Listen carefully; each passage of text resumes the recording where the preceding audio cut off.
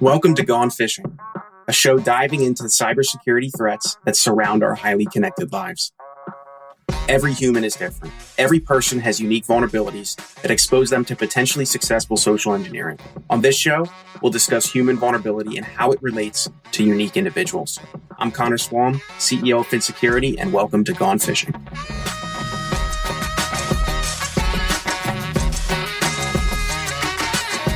Hey everyone, welcome back. It is Connor, CEO at Fin, and we are joined once again by my buddy, Wes Spencer. Wes, how you doing today?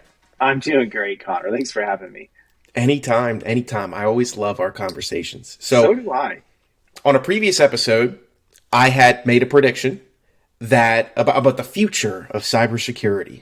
A little bit ominous tone, no overtone there. And my prediction was that we're going to see a lot more empathetic, charismatic, great storytelling people who are great communicators. That something that you and I have discussed, whether it was at conferences when we're just hanging out or whether it's on podcasts like this, is what is missing from cybersecurity is incredibly good communicators. People who literally just know how to communicate to non-technical folks, not only the importance of cybersecurity, but why they should care about it in any way, shape, or form. So that was my prediction. And that's what we're going to chat about today. What are your first thoughts on my prediction? You could tell me I'm flat out wrong. I'm okay with that. You're wrong, clearly. You could not be more right, my brother. We are hitting an era where there are so many awesome, wonderful people across different ages and different genders and different styles of communication that have come in and are doing such a good job of this, of really changing that mantra of what is a security person, right? We'll always have people, and I speak to myself on this, the nerds of the world, right? They come from a very technical background, right? And we need those folks. But what we also need is people that can comfortably engage in the boardroom and at the executive table, that can really kind of bring this through, that are, what do you call them? Language, like interpreters between one language and another. Someone that can represent both sides, right? An ambassador, if you will, right? What does an ambassador do? They go embed themselves in a foreign land, but they represent their home country. They speak for the needs of their home country, but they're living there in a foreign land. And I think in cybersecurity, we're doing the same thing when we talk about that type of individual, right? And they're desperately needed because those are the ones that can get budgets through. Those are the ones that can communicate the needs. Those are the ones that can advocate for their team on the back end on the things that they need. And I don't think it comes naturally, but I think it's something that through practice you can really build and learn to use effectively. I mean, I think that's why Toastmasters is such a popular organization and there's so many local chapters. It's because it's not natural in a lot of ways. It's very, very unnatural to be good at speaking in front of large groups of people, to take very complex ideas and make them simply understood. And then also to not get an incredible amount of anxiety when you have hundreds or thousands of people looking at you. And I was just at a conference giving a presentation. I was like, holy cow, like these people bought tickets, spent thousands of dollars, flew here, and they're sitting in this room because they wanted to hear what was about to come out of my mouth. It's like, I hope it's good. That was the only thing I could think about the entire time. And that imposter syndrome is a real deal thing. It's something that doesn't go away. We all look at the skill sets of others and say, well, I don't have that skill set. That makes me a fraud. And the reality is we all have other things. The truth is the flip side is also true, that people look at you and say, wow, look at the skill sets that Connor has as a leader, as a motivator, as someone who's built deep knowledge in running companies. I wish I could be like that. I don't have that skill set, right? Or that tenacity. So I think that's a lot. There's a lot of truth to all that for sure. So, I think one of the things that's important about this that I could just encourage people listening is it doesn't come naturally. I have a friend that's a really good musician. You can literally put any instrument in his hands, and he can just start playing it. It's mind-boggling to me. He said, people say to me all the time, like, John, you're really, really, really talented. And it rankles him because he's like, I'm not talented. I've put in thousands upon thousands upon thousands of hours in my music craft. That's why I'm good. It's not talent. It's not just, I'm just good at music. That means nothing if there's not been countless hours going into that expertise. That's what we're listening to. The reason we listen to a maestro is because they put those thousands of hours in on the back end that I don't care about. I just want to see the output. And I think when it comes to communicating, It's the same way. No one's a natural communicator. No one's born and they're just really good at like being able to share a hard concept in front of a whole mass of people. Everybody starts out nervous, like literally everybody. And so you're right. We get better at this by practicing. And I've had a lot of practice myself, right? I've been fortunate to be in roles as a professor, as a banking executive, where I've given lots and lots of talks, and I've just learned how to speak in a way that can get people's attention. But it's not natural. I'm an introvert at heart, and it's not something that I just knew how to do. It was really awkward and hard. You should see some of the old stuff I used to do. It's really bad. So I totally agree. I always love looking at not necessarily YouTube videos of you specifically, but if you look at a YouTube channel that's been around for years, go back to their very first content, sort by oldest, and you're like, oh, wow. It's like, this is light years different. And the thing that you genuinely arrive at after looking at a lot of those videos is all this person did was keep going, right? They just started 6 years ago. Here they are today. And the difference is the 6 years of videos of practice that they've put in. This is so true. And this is where I think you can take a lot of encouragement from, whether it's Dude Perfect, whether it's Mr. Beast, whether it's, it doesn't matter. It's so cool to think that YouTube is unique in that you can go back to the ancient of days when they first got started. You're like, wow, they built their empire starting there. That should be the encouragement to you that you like. And the same with me, right? If you go back to my old YouTube videos, or it's really hard to do this on LinkedIn because it just doesn't work as well. But I did go and find some of my original videos where I was sitting out in my tiki hut, like right in the middle of the pandemic. And I'm like, I remember those really bad videos, dude. They were bad. Hopefully the content was okay, but the quality was really bad. So yeah, I'm totally with you. Just get started and you'll be amazed at how that will carry you forward. If you're taking donations, I will gladly sponsor a Tiki Time with Wes YouTube video anytime you would like. It happen. But so if we're talking about bringing empathy and communication into the cybersecurity world, I would be remiss if I didn't ask you about Empath Cyber. So you're the founder of Empath Cyber. What's the 30-second spiel on what it is Empath, what you're doing with Empath, and then also how does it tie into all this? Sure. So, security is hard. Messaging it and talking about it is harder still. We know those reasons why. Go listen to all your podcasts, Connor, and you'll just hear that the challenges are real, right? And I learned one thing at Perch. One of the things I learned is imagine trying to sell a SIM down market in 2018. That was really difficult when people are like, I don't think I really need this, and I don't think this is important. And we saw that MSPs struggle with it. One of the things I learned was I would tell my MSP friends, hey, if you can just put me in front of about 20 of your clients on a Zoom call, I'll do everything else. I'm not going to sell a SIM. I'm going to sell why security is important, how threats have changed, why it's really damaging, and how you haven't caught up with it. But through some simple things that you can do, you can really build a better security strategy to protect your business. And I started doing that, and all of a sudden it worked. And MSPs were like, this is great. That's my client's ready to go on this. They're like, I didn't know all this. Let's make it happen, right? And I realized that is what MSPs need. There's so much good content out there if you're trying to grow in your technical capabilities. You have YouTube, guys like John Hammond and John Strand. You have university, you have books, like amazing people. But when you think about the roles of like virtual CIOs, you think about the roles of people like account managers and directors, like how do I actually talk about security? How do I explain it in a way that makes sense? Or even the talent pipeline. MSPs are not hiring people from CrowdStrike. They're hiring people from the AT&T store. So how do we get them up to speed and make sure that they're cyber conversant and they're comfortable? They're not experts necessarily, but they know how to speak cyber.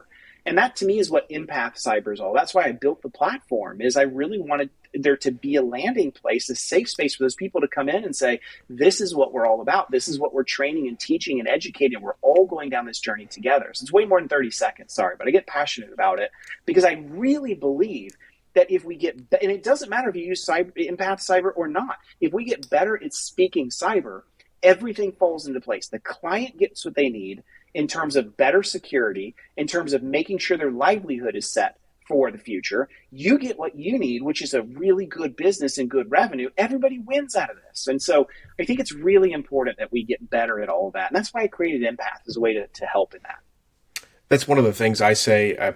People who listen to this podcast regularly probably feel like I'm a broken clock. I remember talking to people when I was studying math in college about the math I was studying, and it was something I was super passionate about. As you said, there are these wonderful security practitioners who are great experts, but that doesn't necessarily mean they know how to communicate it in such a way that somebody else is going to care about on the other side.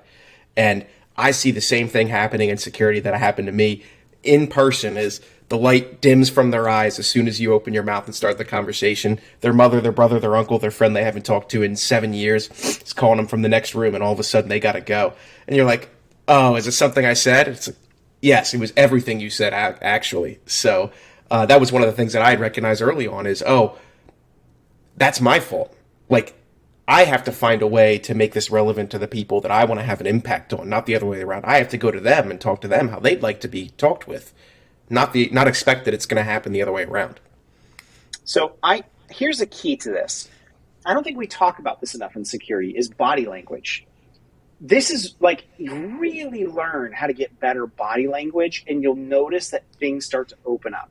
When I first start talking to somebody that I literally don't know, and to me, this used to be the most terrifying thing at Perch. I'd sit down with a group of people on a Zoom call, and I'm like, I'm supposed to like talk about Perch and hopefully sell it.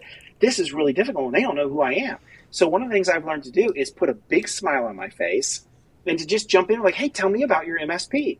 Tell me about what you guys are doing. Tell me what security looks like for you. Tell me where you're trying to grow.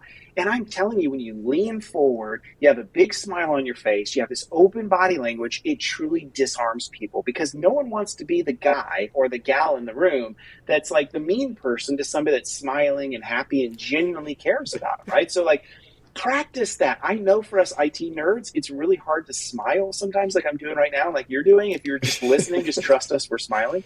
But it's really important. And you can go so far in using good body language to disarm someone.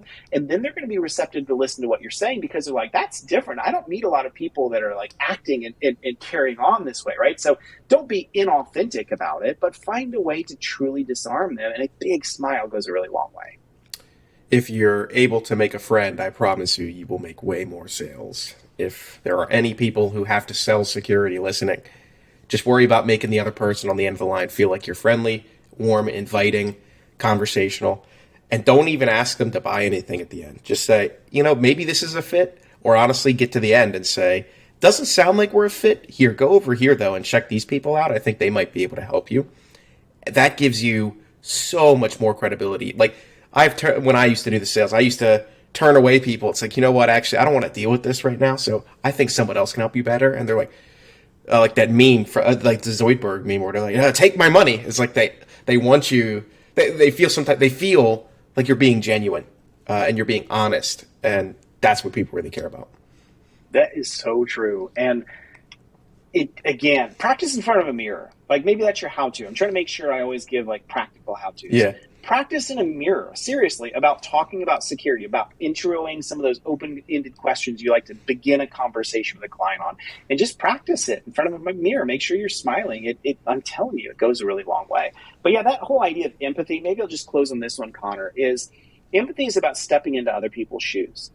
Empathy is about understanding from your perspective, what does this look like? And if I can truly step into their shoes, I can prove that they understand. One of the things my wife and I have is just a rule between us is anytime we're having a disagreement or an argument, I will not give my retort, or neither will she, until we've both proven that we can understand the other's point of view. And that's been so helpful to us in our relationship, because even if I disagree on something, if I can communicate to her, here's why, I understand where you're coming from, and this makes sense to me, but now here's my point of view, it really eliminates a lot of like fighting that can happen back and forth. So to strive to step into the other's shoes before you try to do something else. And so I think that's a powerful way that we can bridge that into our security conversations in a way that I think will find more success in collaboration with our clients. Seek first to understand before being understood. Yeah. I don't know who said that, but Somebody maybe it was wise. Yoda. I've quoted Yoda like 7 times on the podcast, and I never attributed anything to Yoda. So well, it's like, you miss the shots you don't take, Wayne Gretzky, Michael Scott, right? Yeah, and now there's a third one, Connor Swam. Now we're 3 levels deep here. But I completely agree with you, is being able to be more conversational, be more empathetic, really starts with taking a genuine interest in the people you're talking to.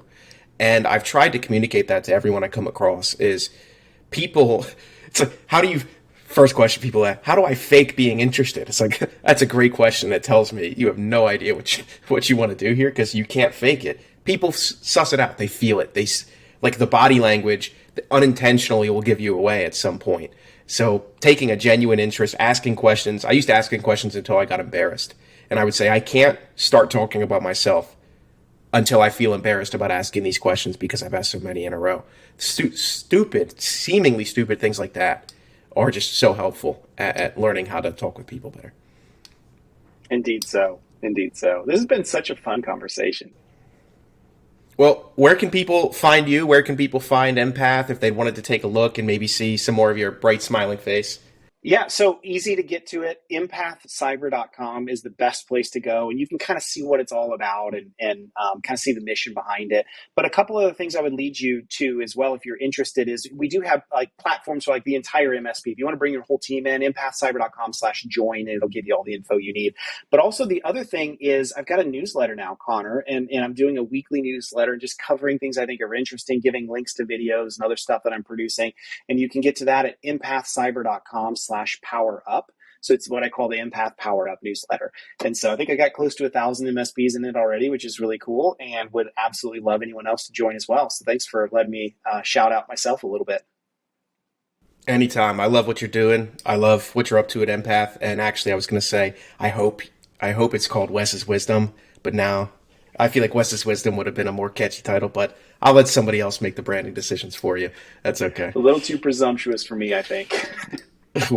Wes, I'll workshop it then. But anytime, always happy to come chat like this. I learn an incredible amount, as I'm sure all of the people listening do as well. So once again, thanks for joining us. Is there any last second pieces of wisdom, Wes's wisdom, you want to give to the folks listening? Other than just thanks for the opportunity, thanks for learning, just keep it up. You guys will get there. Every MSP, I love seeing the growth. And it's been probably one of the most exciting things for me over the past few years is just weekly, monthly, yearly catch-ups with my MSP friends and seeing them grow in their business. Because, man, when one MSP does the right thing, it affects many, many, many thousands of other people. And that's why we're doing this. That is some wonderful information. Once again, Wes, thank you so much for joining me. I feel blessed to have you here in my presence, even if it is virtually. And for those of you listening, I'm the host, Connor, CEO at Fin, and we will see you on the next episode. Thanks so much for joining today. Thanks so much for tuning in to Gone Fishing. If you want to find out more about high-quality security awareness training campaigns, how to launch them in ways that actually engage employees to change their habits, then check us out, Fin Security, at finsec.io. That's PHINSEC.io, or click all of the wonderful links in our show notes. Thanks for fishing with me today, and we'll see you next time.